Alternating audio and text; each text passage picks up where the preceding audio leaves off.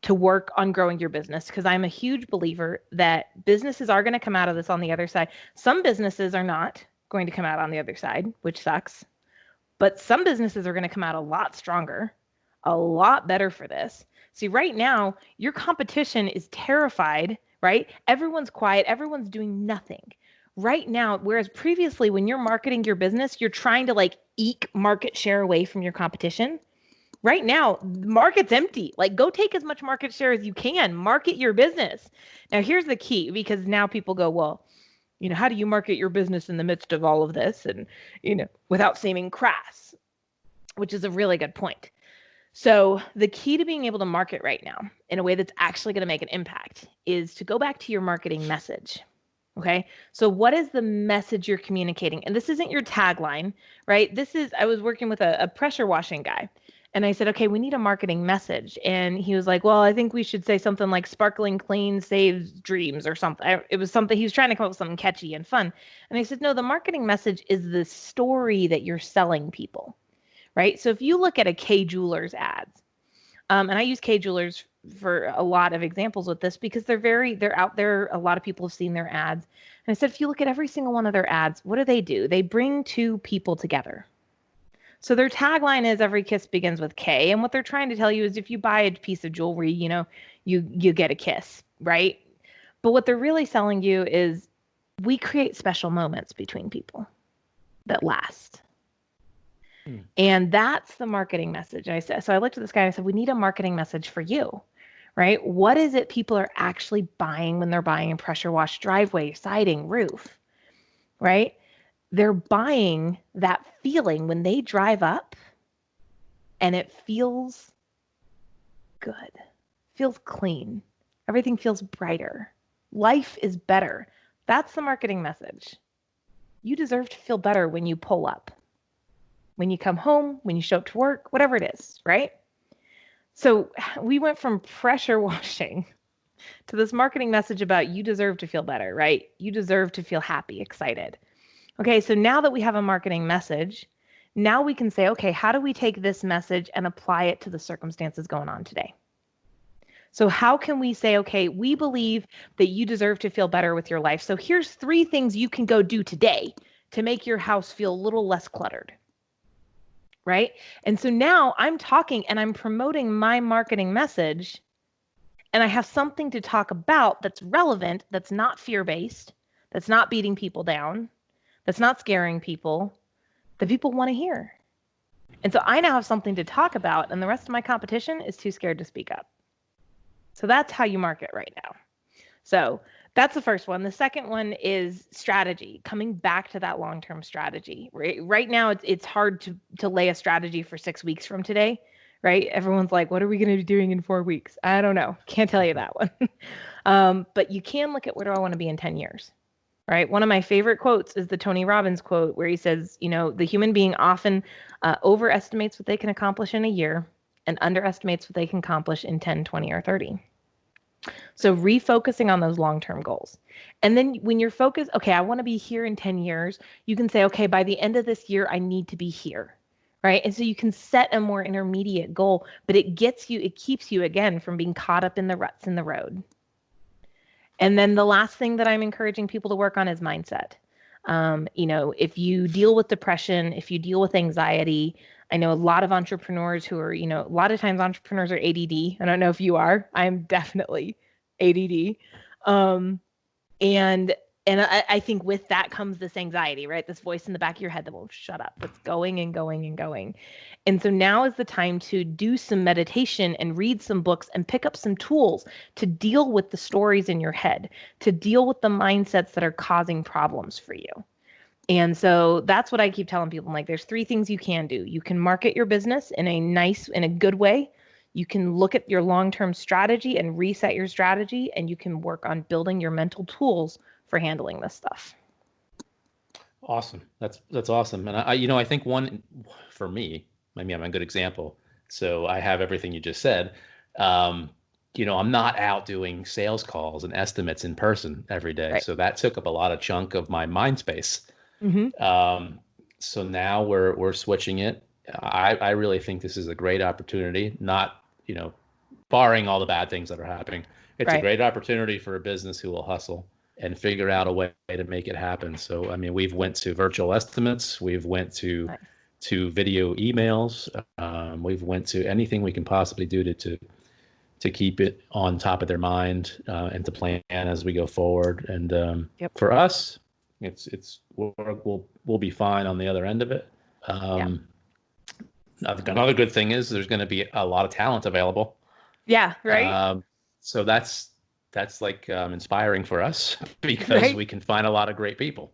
I know, I because think that's that, been a challenge for the past few years, has been finding good people. They've all yes. been employed, they've all been caught up. So now, I mean, there's pros and cons, right? It sucks to have to go through a recession, but there's some silver lining there, right? Like Mhm. being able to hire great people. Some of the best people in the world are going to be available for you to hire right now for your business. And of course, some people are sitting here going, yeah, but now I have no cash to hire them. Well, that's a different conversation, but Everything will work out. it will. Can we Absolutely. talk about Grow Disrupt? Can you tell us Yes. about? Yeah. So Grow Disrupt, Grow Disrupt stemmed from um, when we started the business and we were doing sales training. We were doing these 2-day sales scripting workshops. And so we would have people who'd buy these tickets, they would come in, we'd walk them through the curriculum, and it was me and one other trainer. And I just remember at the end of one of the events, my trainer made a comment to me that kind of made me pause for a second and really caught my attention. Um, and I don't remember exactly how she phrased it, but she basically said something to the effect of, can I work with the small business owners too? Because when we would get onto the exercise portions where people are working stuff out, right, I would assign her to go work with the sales reps. So we would get a mix of business owners who are building for their business, and then we get sales reps who are working inside another company and building it for another company.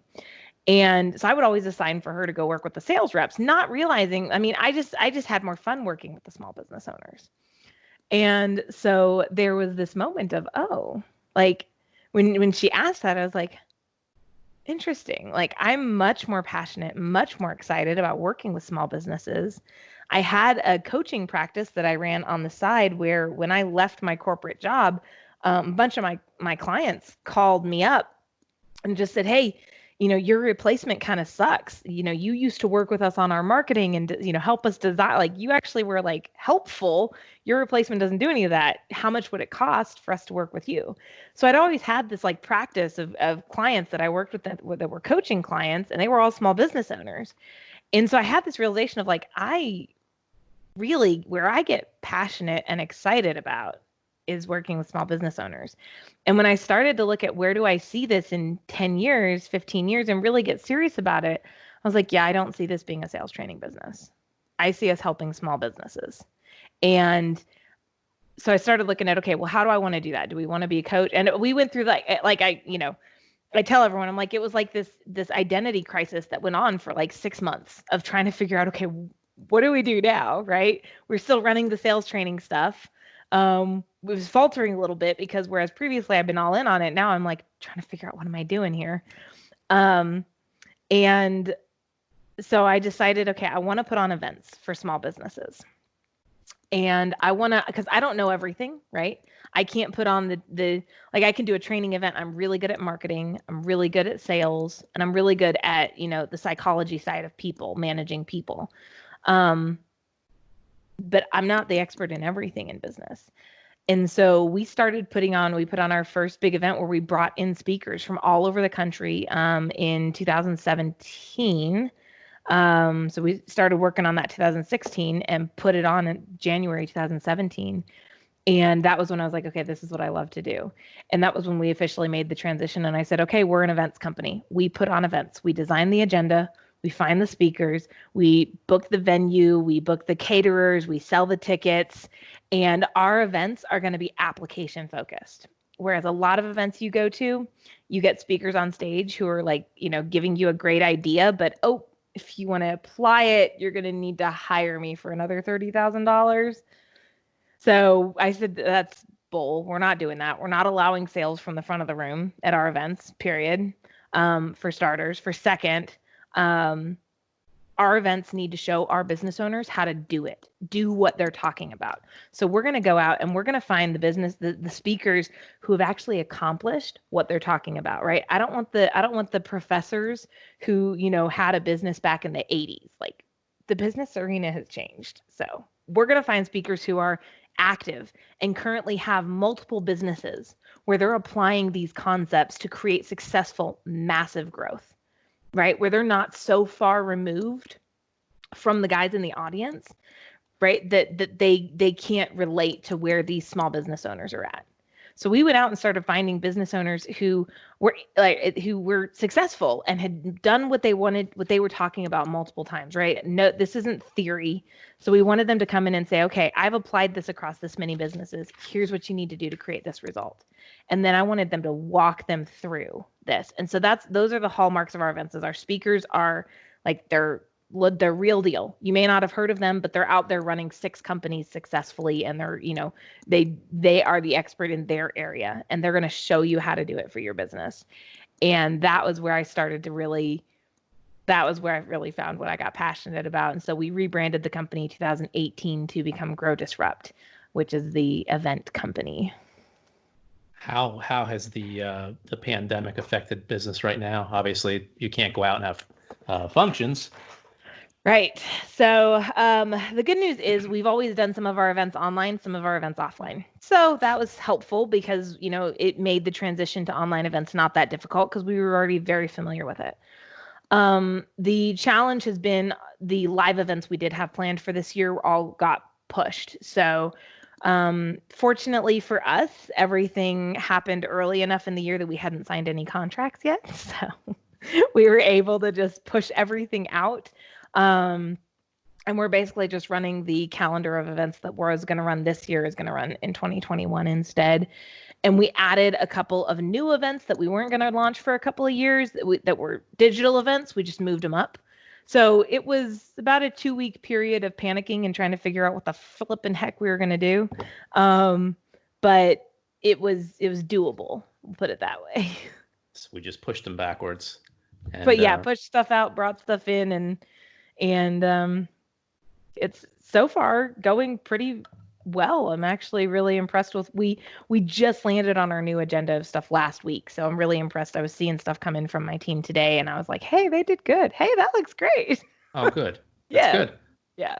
So have you found everybody's pretty open to changing those dates? They are. Well, so the one event that we've sold a bunch of tickets to already, our annual Grow Retreat, which is that it was the first event. It's gone through some evolutions, and now it's this event that like all of our business owners go nuts over. We've already sold 50% of our tickets to next year's event, and it's, we're filming this at the beginning of April. We'd sold 50% of our tickets, like a month ago already. So we, and we're still selling tickets, which has been interesting because I've had a lot of people who are saying, well, I'm sure you're not selling. I'm like, no, actually, we're still selling 2 to 3 tickets. Like we're still, they're trickling, but we're still selling tickets. People aren't afraid to read. And especially, I think it helps that the event isn't until January. So people aren't worried about that. And there's a lot of trust that goes on where people are like, okay, I know if something does happen, Steph will make it right by us. Like Steph will take care of us. So, I forgot what the original question was. That was my ADD there. The question just was, has everybody been open to changing the dates for you guys, or have they just said, hey, you know what, I'm forget it?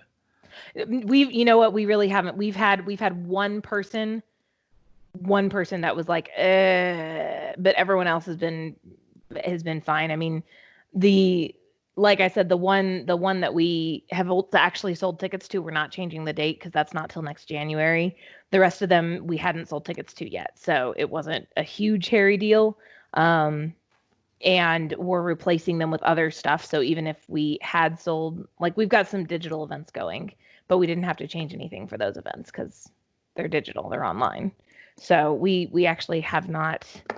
I know a couple of events I was going to had moments of like where they were changing their dates, and so they were reaching out, and I mean, I didn't have a problem with them reaching out to say, hey, we're rescheduling because we don't want you flying to New York right now.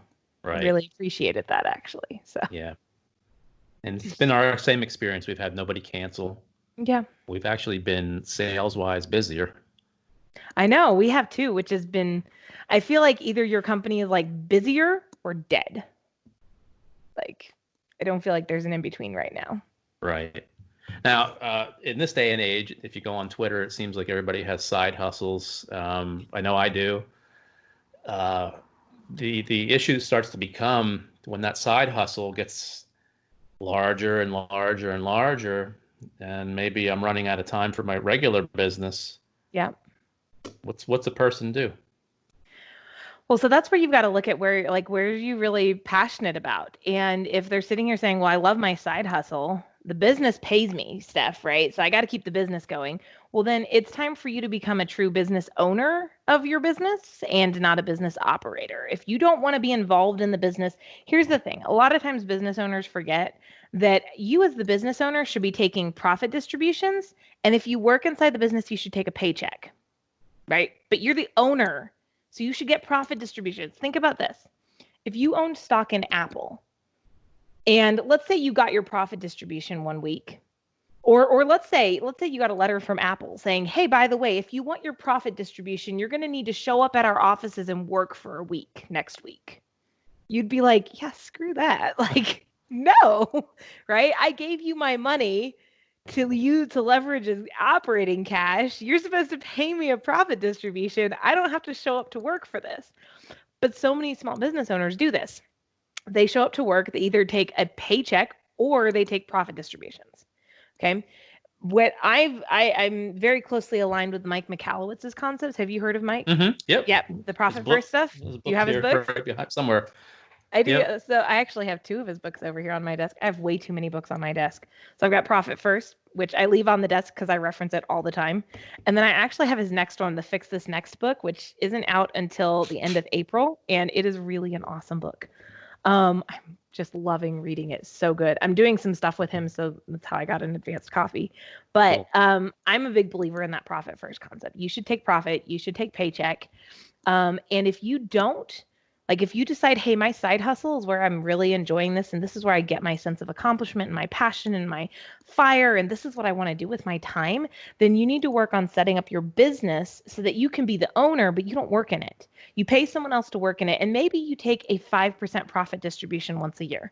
But let's be real, a 5% profit distribution on, let's say a $500,000 business, right, is still, I don't think I did that number right. Still 2,500 at least, right? 2,500 or 25,000. That's still, you're still making money for being the owner, right? And you have to show up and do a couple little things, but you can free up your time.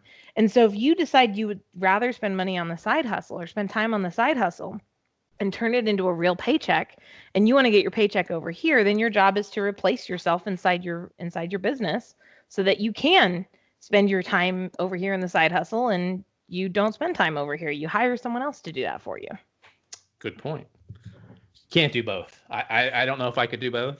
I feel like that's such a trap when people are like, oh, best of both worlds. I'm like, I feel like being responsible for, two sales and two marketings and two fulfillments and two that's really challenging. Even if you think about like the major investors, like they have teams of people and they literally just meet with teams of people who run everything all day and they just make decisions on it. Right? Like, but I think too many people try and do two things at once and really struggle to be successful with either. So next question is the people like you and I who have that little voice in their head. How do you shut that off at the end of the day when you go home to your family? This has been a years and years of training to make this happen. So I tell people it's a muscle, right? A lot of stuff, time management is a muscle. Goal setting is a muscle. Shutting off that voice in your head is a muscle. The more you work out that muscle, right? So let's say I wanted to build like big biceps, right? I don't, but let's pretend I want to build big biceps. If I go to the gym, right, I'm going to have to work out and do, the machines and the weights that are going to build those muscles, right? And the more I do it, the easier it's going to be, and the more I'm going to be able to take on more bigger weights, right? Well, it's the same thing with this voice in your head, right? You're going to have to put a lot of energy when you get started trying to build weight, build muscle. You put a lot of energy into moving that 20-pound weight. Okay, as you build the muscle, moving that 20-pound weight becomes a lot easier, right? And now you're doing it on autopilot. And so that's when you were starting to figure out, how do I shut this voice up? How do I calm it down? How do I get it to, stop chattering when I'm trying to have dinner with my family? How do I get it to, stop replaying worst case scenarios in my head, right? Because I find that was one of my issues. That little voice would be like, well, this could happen and this could happen. Oh, and this is going to happen next. And oh my God, right? How do I get it to shut up? And it was a lot. It's repetition. So I started doing meditation, and meditation is all about just sitting and just having that quiet moment where you're not focusing on thinking. And if thoughts pop up, which they do, because that little voice pops up, you just kind of watch the thought and pretend it's like a cloud in the sky. And it just goes by. And you can decide whether or not you like that or you don't. And so when I started to be able to differentiate myself from that voice, right? Because for a long time, I thought that voice was part of me. And so when I started to be able to differentiate, almost like the Emperor's New Groove, right? Have you seen like where Kronk's got, Devil Kronk and Angel Kronk, right? It's almost like you take, your Devil Stephanie or your Devil Ryan, and you kind of hold them out here and you decide whether or not that, that fits for you. And you can, when you start to analyze most of what that voice is saying, it's usually BS. Like there's not a lot of truth there. And so when you start, and then you can sit there and be like, well, since that's not true, okay, I don't need to listen to you right now. Right. And so it allows you to kind of toss it to say, and then it'll come back with something else. You say, no, we already had a conversation. We're done for now. Okay. You can talk again tomorrow. And it allows you to start pushing it away. And the more you do this, the less power it has, the more you start to realize that most of what 99% of what it says is BS. Right. And me for a long time, I had this like fear of like, okay, I've become successful like I have because I was able to predict the problems that might pop up and set plans to avoid them, right? So for a long time, I was afraid to shut the voice down because I was afraid that if I shut it down, then I wouldn't be able to predict problems and, I would lose my success. But I realized that, I can analyze stuff perfectly fine without this voice constantly going off. So I didn't lose my ability to analyze what's going on and where the problems might pop up so I can plan for that. I just stopped it from constantly going off in my head because that constant negative drain will wear you out.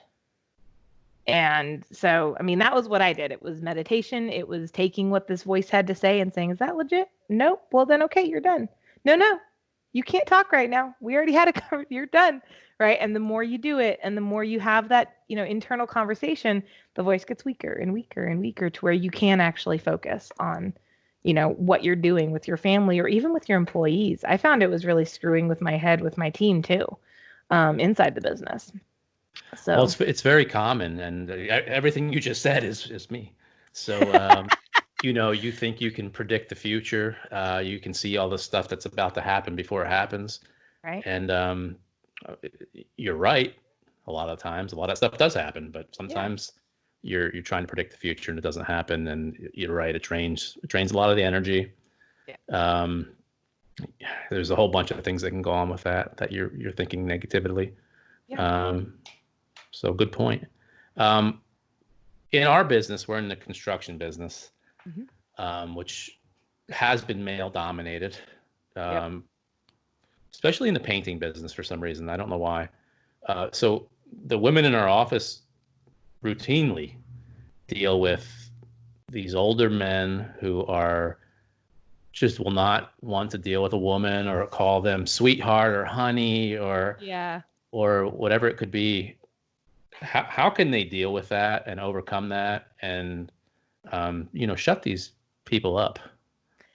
So I think a lot of it comes down to the attitude that you approach that. So people don't do the sweetheart and the honey and the kind of demeaning thing to me. And I've had a lot of conversations with trades groups. So painters, not necessarily painters, but a lot of HVAC, which has a similar kind of world, plumbing, which has a similar kind of situation, and general contractors. And a lot of it comes down to how you, like, if someone comes at me with something like that, there's this, I mean, I don't know if I can do it on command, but like this just withering stare that's like, I'm sorry. And what's interesting is they don't come back with that again. And I think a lot of it comes down to how you approach that, like how you go into that conversation, that sense of, you know, a lot of women have dealt with this, with kind of being beat down so many times, they start to internalize it, because what you tell yourself often enough, over enough, sooner or later, you will believe. And so when if they've been beat down and they've kind of been internalized that they're not that, you know, that's just what they have to deal with, then they just kind of get to this point where they're just like it's almost like a sponge, like whatever. All right. Whereas I'm like, no. I'm an iron freaking wall, man. That stuff is running right off. Right. And it's the mindsets that I've built up. But it's also, I think, having a boss who's willing to go to bat for you on that stuff. Right. So with my team, and my team has seen this again and again, I've told them, I'm like, if you ever get someone who's abusive to you, all you have to do is now here's the deal, right? You just tell me. They will be off my mailing lists. They will be blocked in my phone. They will be blocked in my email. I will tell them that we don't deal with people who act like that. And so my team's very cautious, because they've all had someone who's treated them like that. And I'll go to bat for them. I'll call clients up and be like, hey, so I heard that this happened.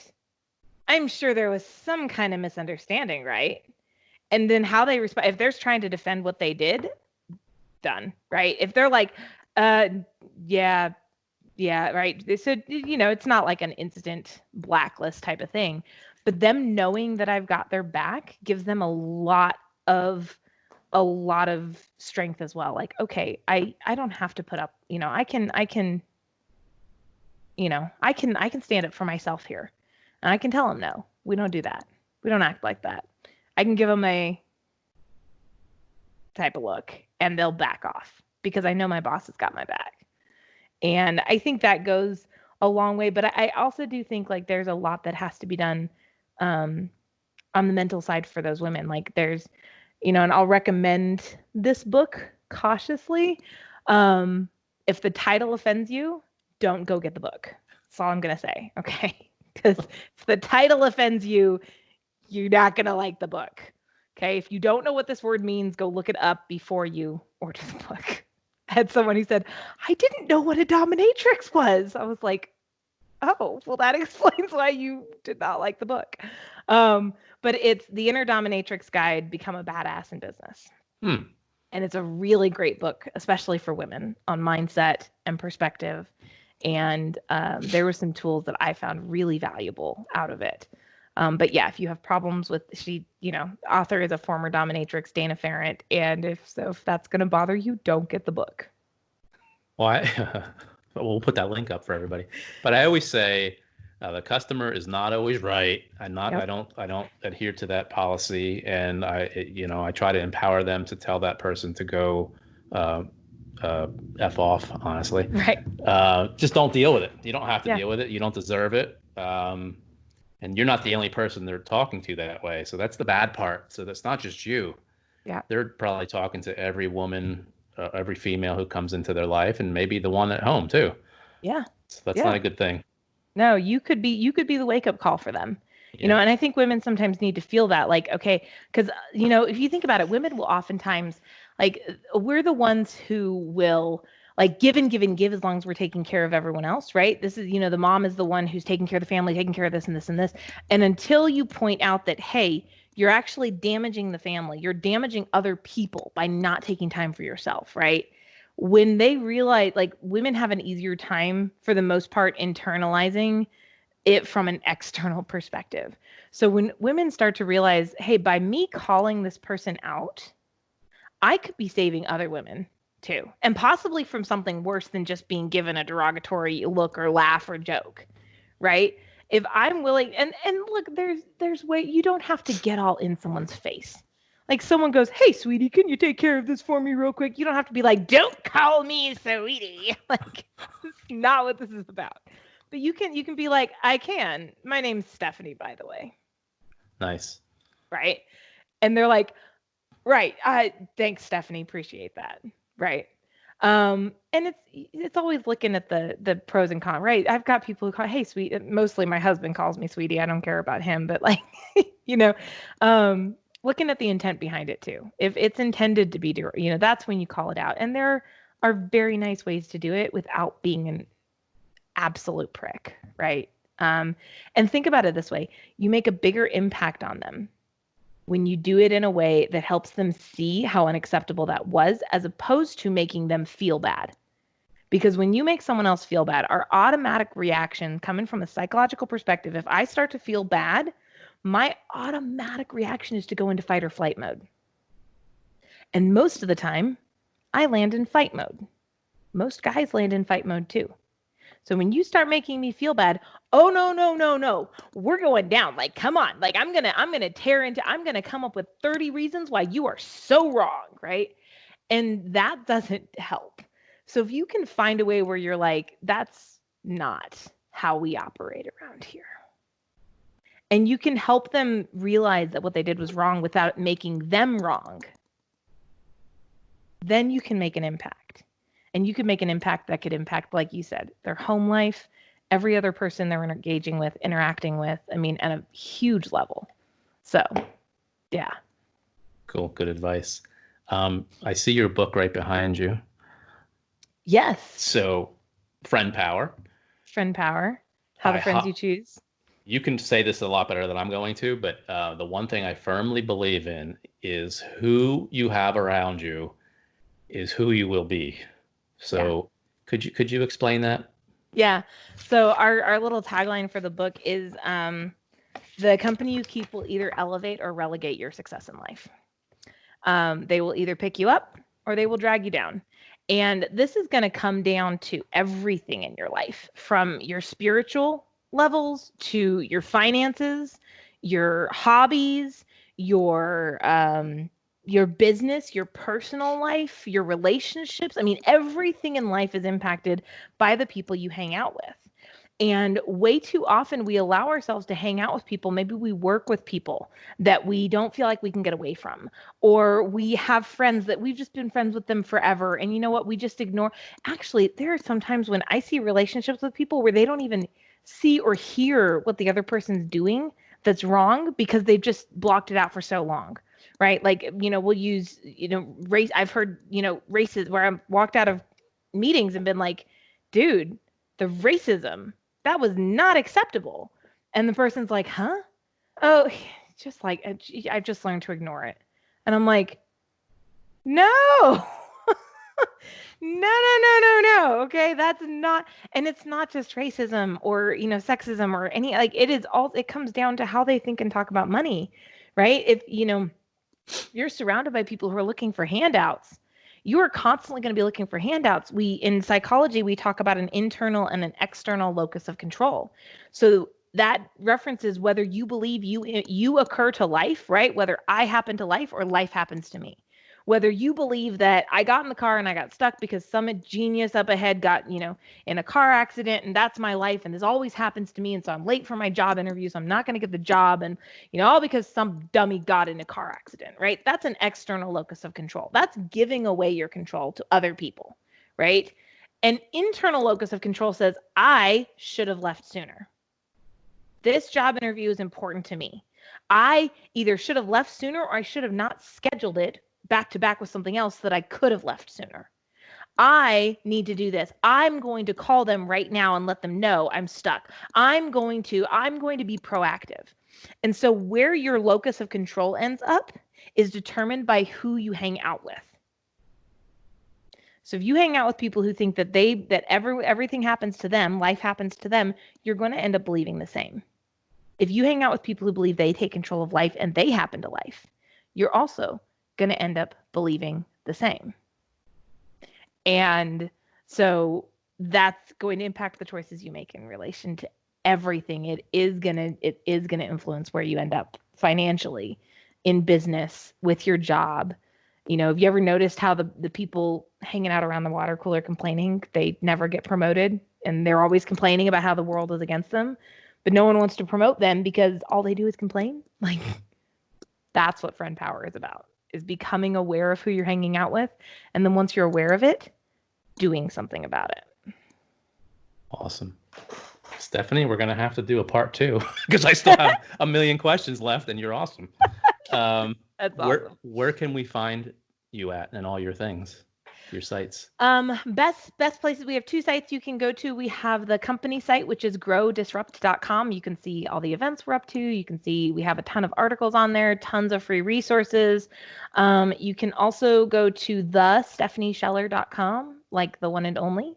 And if you want to chat with me, you can. I mean, I'm on Facebook. I'm not really on, I mean, I have an account on Twitter, but I forget it exists a lot. So Facebook's probably the better place to go there. But if you just go to the websites and you want to chat, you can fill out either one of the forms, and my team is really good. They'll get you to me within like 24 hours. So I'm happy to chat, answer questions, dig deeper on any of that stuff. Nice. I appreciate it. This was great. Thank you. I'm so glad we connected. I had a lot of fun with this one. So thank you for creating space for this. Oh, you're welcome. All right. Well, we'll do it again because, like I said, I missed half my questions, but we can go in depth on some others too. There we go. I love it. So, we will set that up. Cool. I appreciate it. Awesome. Thanks so much, Ryan. Yep. Bye-bye.